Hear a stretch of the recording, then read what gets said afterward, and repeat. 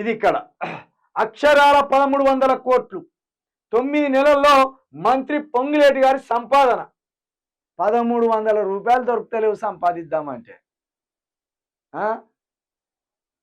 1300 కోట్ల రూపాయలు 9 నెలల్లో ఇది మంత్రి గారి సంపాదన. స్వల్ప కాలంలో అన్ని వందల కోట్ల మంత్రి ఆస్తులపై ఈడీ ఫోకస్ దేనికి సంకేతం? తెలంగాణ కాంగ్రెస్ అధికారంలోకి వచ్చి 9 నెలలు దాటి 10వ నెల నడుస్తుంది. ఇచ్చిన 6 గ్యారంటీల అమలు సంగతేమో గాని అధికార పార్టీ నేతలు మంత్రుల ఆస్తులు మాత్రం అమాంతం పెరిగిపోతున్నాయి. ముఖ్యమైన మంత్రుల్లో ఒకరైన పొంగులేటి శ్రీనివాసరెడ్డి కుటుంబం గడిచిన 9 నెలల సమయంలో దాదాపు 1300 కోట్లు సంపాదించిందని సోషల్ మీడియాలో జోరుగా చర్చ జరుగుతుంది. గాంధీ భవన్ వర్గాల్లో కూడా బాగానే వెనకేసుకుంటున్నారని గుసగుసలు వినిపిస్తున్నాయి.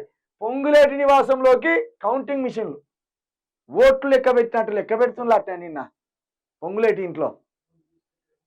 ముందు పోయేటప్పుడేమో 12 గంటలకు 1 గంటకు ఒక మిషన్ పట్టుకొని పోయినలాట. ఇక 3 దాటంగానే ఇంకో 2 తీసుకొని పోయినలాట. ఇక 6 గంటల వరకు ఇంకో 2 ఇట్లా. ఇక్కడ 3 ఇక్కడ కౌంటింగ్ మిషన్లు ఏం రాయాలి కానీ 3 నుంచి 6 కౌంటింగ్ మిషన్లు తీసుకుపోయినలాట డబ్బుల కట్టలు లెక్క పెట్టడానికి. మరి ఇంట్లో ఎంత డబ్బు దొరికింది అనేది అయితే ఇంతవరకు అయితే బయటికి రాలే. ఇక్కడ 9 నెలల్లో 1300 కోట్ల రూపాయలు సంపాదించారనేది వినిపిస్తున్నది. కానీ ఇంకా దీనికి సంబంధించి ఇంకా లెక్క భారీగా పెరిగిపోయే అవకాశం ఉన్నట్టు కూడా ఇక్కడ కనబడుతుంది. నేను ఒకసారి చెప్తున్నా ప్రజలారా, లేకపోతే ఇలాంటి నాయకులను ఫాలో అయ్యే కొంతమంది మిత్రులకు చెప్తున్నా, మీరు భవిష్యత్తులో ఖమ్మం ప్రజలు కావచ్చు, తెలంగాణ ప్రజలు కావచ్చు, ఇలాంటి వాళ్ళను మీరు ఆదర్శంగా తీసుకుంటే దేశ రాజకీయం సంకనాకిపోతుంది. అంటే డబ్బున్నోడే రాజకీయం చేయాలి, దందాలు చేయగలిగినోడే రాజకీయం చేయాలి, 4 భూములు కబ్జా పెట్టినోడే రాజకీయం చేయాలి, 4 ప్రాజెక్టులలో అక్రమంగా అవకతవకలు జరిపి ఇట్లా మనీ లాండరింగ్ పాల్పడే శక్తి ఉన్నోడే రాజకీయాలు చేయాలనే కాడికి వస్తుంది. ఇటువంటి వాళ్ళకి దూరం ఉండుర్రి. అయితే సామాన్యంగా ప్రజలు ఏం చేస్తారంటే వాళ్ళకి డబ్బులు అవసరం ఉంటాయి, వాడు దొంగో లంగో సంపాదిస్తే మాకేంది, మాకు ₹1 వస్తే చాలు అనుకునే కాడికి ఉంటారు. కానీ రాజకీయంలో ఇప్పుడు మీకు సంక్షేమ పథకాలు వస్తలేవు కదా, 4000, 7500, మహిళలకు 2500 రూపాయలు, ఇవి ఎందుకు వస్తలేవు? ఇలాంటి వాళ్ళు దోచుకుంటాను. ఇలాంటి వాళ్ళు దోచుకుంటే ఇలాంటి వాళ్ళ వెనుకనే మీరు నడుస్తాను. కాబట్టి ఆ సంక్షేమ పథకాలకు పాతరేస్తారు. వీళ్ళు ఇండ్లు డబ్బుల కట్టలతోటే పేర్చుకోవచ్చు. వీళ్ళు ఇండ్లు ఇప్పుడు 1300 కోట్ల రూపాయలను ఒక ఇంటి మొత్తంలో పేర్చలేము. 1300 కోట్ల ఆట ఎవరి సొమ్ము ఇది?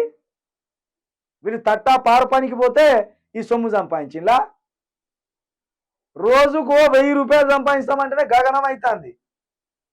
1300 కోట్లు అంటే నెలకు కనీసం ఒక 120 కోట్ల పైన స్కామ్ చేసిన నెలకు. ఇది ఓన్లీ ఇప్పుడు ఇది ఎట్లా బయటపడ్డది?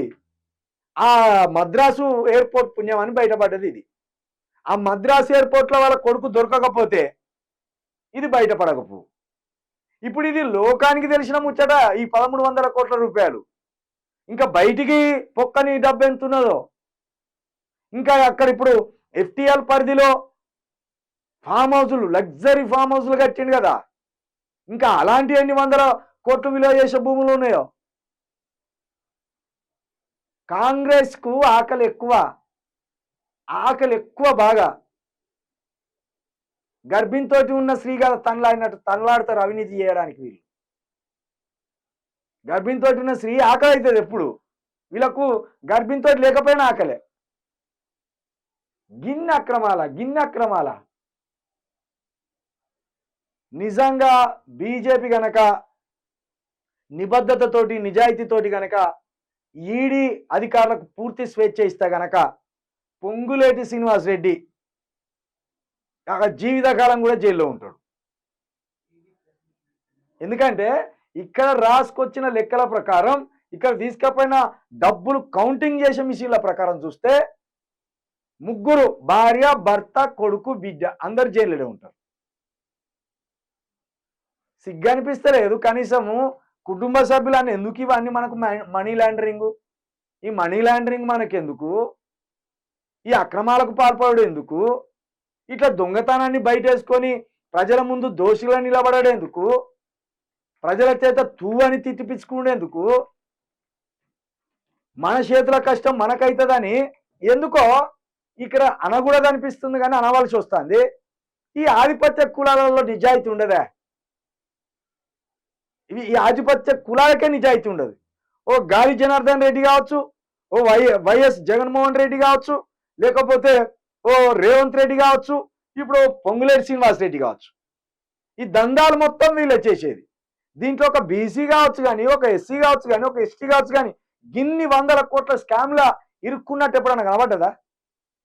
చీ చీ చీ చీ, వీళ్ళ బతుకులు పాడుగాను. గింత ప్రజలకు దక్కవలసిన సొమ్మిది.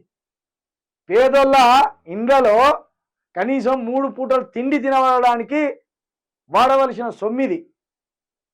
కానీ వీళ్ళ లగ్జరీల కోసము డబ్బులను మురిగిపోయేటట్టు చేస్తాను వీళ్ళు. ఎంత దొంగలు, ఎంత దొంగలు ప్రజలారా. అందుకే పెట్టిన కుంభకోణాలకు అమ్మ మొగుళ్ళు వీళ్ళు. కుంభకోణాలకే అమ్మ మొగుళ్ళు వీళ్ళు. వీళ్ళ బతుకులు వీళ్ళు ఎవరికొచ్చినా ఎందుకు గెలిపించుకున్నారు ఖమ్మం ప్రజలారా? ఇప్పుడు మీరు వరదలలో మీకు కొన్ని కాలనీలో కొట్టుకపోయినాయి కదా. ఒక ఊరే, ఒక చిన్న తండ పేరు గుర్తుకొస్తలేదు. తండాలో 60 కుటుంబాలు ఉంటే 60 కుటుంబాలు ఆగమైపోయినాయి. ఈయన నియోజకవర్గమే, పాలేరు నియోజకవర్గం కింద ఉన్న ఒక తండ 60 కుటుంబాలు మాత్రమే ఉన్నాయి. ఇండ్ల కాంచెలు కొట్టుకపోయినాయి. దీంట్లో ఒక్క 100 కోట్లు తీసి పెడితే ఆ ప్రజలు ఈరోజు ఈయన గుడి కట్టించి ఈరోజు. కానీ అది కాదు, అవసరమైతే శవాల మీద పేరాలు కూడా ఏర్కచ్చుకోవాలి, మనం పైసలు కూడా ఏర్కచ్చుకోవాలి. అట్లాంటి ఆపక్షణ కదా మనది. ఖమ్మం ప్రజలారా, పొంగులేటికి రాజకీయ సమాధి కట్టండి, దయచేసి రాజకీయ సమాధి కట్టండి. లేకపోతే ఖమ్మం మొత్తం తుడిచేస్తాడు. ఖమ్మం సంపద మొత్తం తుడిచేసి జేబులు వేసుకుంటారు. ఈయన వెనక తిరిగేటోళ్ళకు కూడా బుద్ధి ఉండాలి. మీరు ఏం నేర్చుకుంటారు, మీ పిల్లలకి ఏం నేర్పుతారు? ఇట్లా కుంభకోణాలు చేయండి పిల్లలారా, ఇలాంటి సార్లను చూసి కుంభకోణాలు చేయండి నేర్పుతారా? ఓ అద్దు ఉంటుంది. ఓ రూపాయి సంపాదించాలంటే ఒక అద్దు ఉంటుంది. ఇంతనా అక్రమంగా? ఈ చదువుతా అంటే రక్తం బయలైతుంది. కానీ ఈ దొంగలకు వేయకుర్రి అని చెప్పిన నేనైతే ఓటు. కాంగ్రెస్కు బీజేపీకి ఒక్క ఓటు కూడా వేయకుర్రి. తెలంగాణలో ఉన్న కొన్ని పార్టీలు ఉన్నాయి మనవి, ఆ పార్టీలకే వేయండి ఓటు అని చెప్పిన నేను. చేతులెత్తి మొక్కిన మా ప్రజలను అయితే, చేతులెత్తి మొక్కిన. గింత అద్మానమా?